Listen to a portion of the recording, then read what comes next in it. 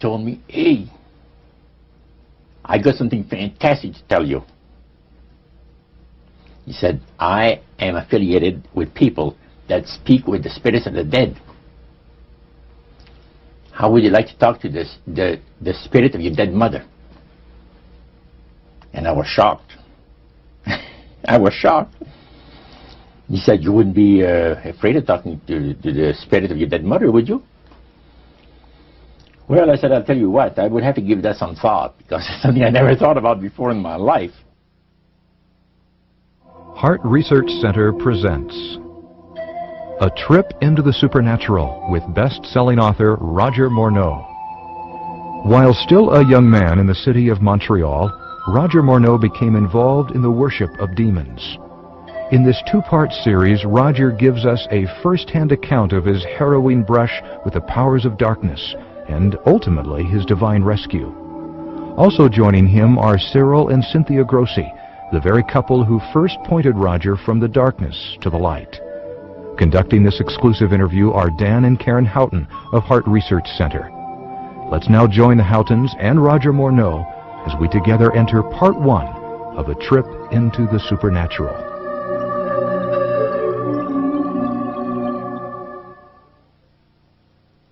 How in the world did you ever get involved in praying to demon spirits? Well, when I came out of the Navy after World War II, I was looking to take up a trade in Montreal, Canada. And at that time, I ran across a fellow that had been on a particular ship with me. And he said, hey, Morneau, you're alive. How nice to meet you. He said, let's have a dinner tonight. I said to my boss, can I have the evening off? Because I was the assistant to the Windsor bowling alleys and billiard, you know. It's the high-class place in Montreal where all the dress manufacturing people go and relax. So I got the evening off, and I went out. We went out and had dinner. He told me, hey, I got something fantastic to tell you.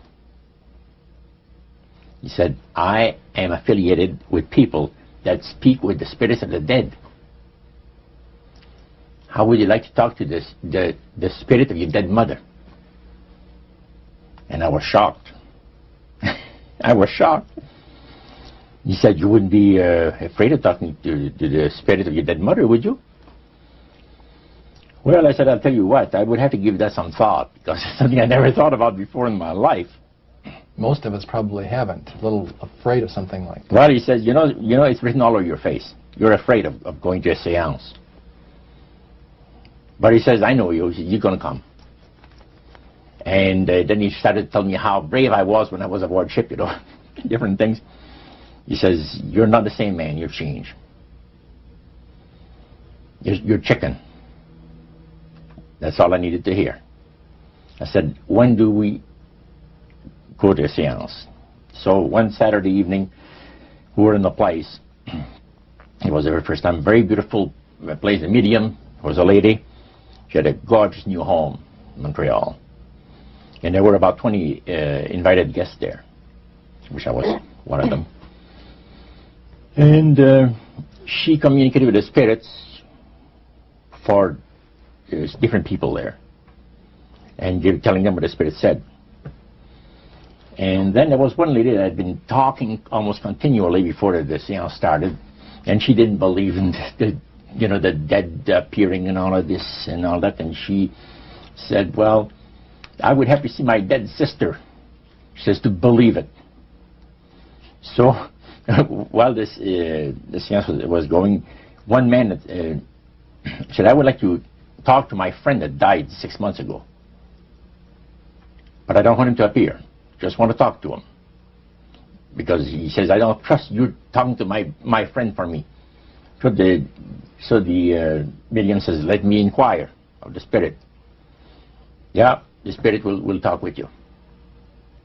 And that big masculine voice was heard in the place. It says, hi, Frank. It's nice of you to ask for me to talk with you. And they had a little chat. And after it was over, Frank says, this is the greatest thing on earth. to be able to talk with the spirits of the dead. Then the medium said, we have a very special surprise tonight for you people. A spirit will manifest itself openly here in a few minutes, and it's like a big gust of wind hit the building and right through the wall. Now the lights weren't terribly bright, but they were like living room lights, a couple of floor lamps and maybe some of these, and that translucent being seemed to come right out of the wall. How did you feel right at that moment? It's almost like my heart stopped a little bit. Very weird feeling. So it was a lady in a beautiful evening gown, floor length. And she said to Mary, my dear sister, you are so wonderful to have asked for me. And Mary fainted and fell right off her chair on the floor. And a couple of guys jumped up and picked her up, and spirit gone. And that was the beginning of it. That's how you got into it. Yeah, that's the way I got into it. After a while, you see, there's something interesting about the human mind. You can adjust to an awful lot of stuff. You can adjust to a lot of things that would terrify you to begin with. After a while, they become common and ordinary. So you mean contact with the supernatural can become commonplace and ordinary and doesn't bother anybody? Yeah. In other words, the more that you do it, you're not uncomfortable. That's right. It's just not an uneasy feeling. Yeah. So how did you feel about it? Then I got into a secret society that worshipped the spirits, you see. Well, now how is that different from the seance, Roger?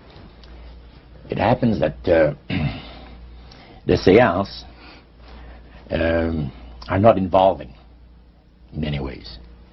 But when you get into a secret society of spirit worshippers, then, and especially when you're invited there by the direction of the higher-ups in the spirit world, you never get out of there alive.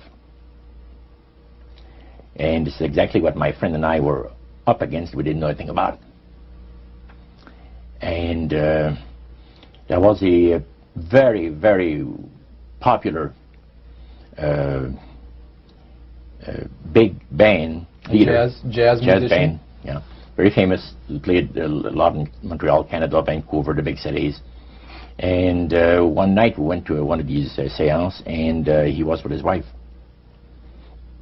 Now the spirits had told him what to do. Spirit told him, there's two of these guys, give the names, and your wife will want to talk, we'll make it so that your wife will want to talk to the medium when you say that you want to go home because you're tired.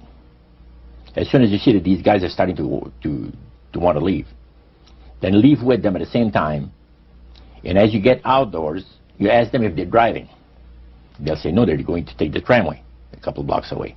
Well, you invite them to get in your car with you, and that you will take them to a fancy restaurant and treat them to some good food and talk about the merchant navy. And that's what the guy did. And there we were in this plush restaurant, pulled into a little alley, and I can still see it like it was yesterday. Just enough room to pass the car, back alley, that happened to give on a restaurant that was on St. Catharines Street, which is the main street of Montreal. And that was quite an evening. So Roger, you're at this restaurant. What happened? Well, after we were seated, in entering there, the place was just full, packed tight. But there was a couple of tables against a wall that had a reservation sign on it. And the owner of the place recognized the band leader and came and said, good evening, and you gentlemen want a table. So you're one of the reserve people. So we sat there, and we had our favorite alcoholic beverages, you know. And as we talked, the band leader says, how long have you fellas been involved with sorcery? And it shocked us a little bit. And I said, exactly what do you mean? Well, he said, you know, what you people are doing, talking to the supposed spirits of the dead. He says, this is silly. And this man had been at the seance with you. Yeah, oh yeah. And he's telling you that it's silly what you've just done. Because see, my wife, he says, goes to these seances because she gets comfort and she gets something good out of it, good feeling out of it. And she lives for what the spirits are going to see that the future is going to be like. To me, he says, I can't bother with this stuff. He says, I want power. I go right to the source of power. And he says, how do you think that I became famous the way that I am? Well, I said, you must have had some good luck. Well, he says, there's no such thing as good luck. He says, there's either some power working for you somewhere, or you don't get ahead in this world. Not in my type of occupation. So it went from there. We got talking about spirit worship. Did it intrigue you? Or did it make you want to find out more about what exactly he was talking about? Yeah. So he said the supposed spirits of the dead that you're talking with are demon spirits. They're fallen angels. They're beautiful beings. Just set it out, just like that. Oh yeah. It didn't make you uneasy when he said they were... Well, it shocked you a little bit, something that you first hear mentioned to you. He said, you guys have got a great future ahead of you. Because we've been told, the high priest of our society, secret society, has been told that the master has very special plans for you too. Now, what did he mean by the master? Satan. And we were interested to hear more about it. And he told us, he says, look, we worship spirits. We worship Lucifer and all his angels. They're just as beautiful as they did before they were cast out of heaven. He says there was a misunderstanding in the whole thing. He says among the inhabitants of the galaxies. And he says our master was misunderstood. And God did not bear with him like he does with people that make mistakes today. So we're in a warfare, good against evil.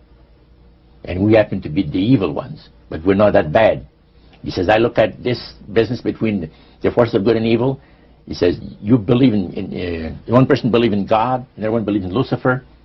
It's like politics. So the great controversy is real. And you've heard someone talk about it that's on the other side. And to these people, they are sold to the fact that Christ will not return to this planet with power and great glory.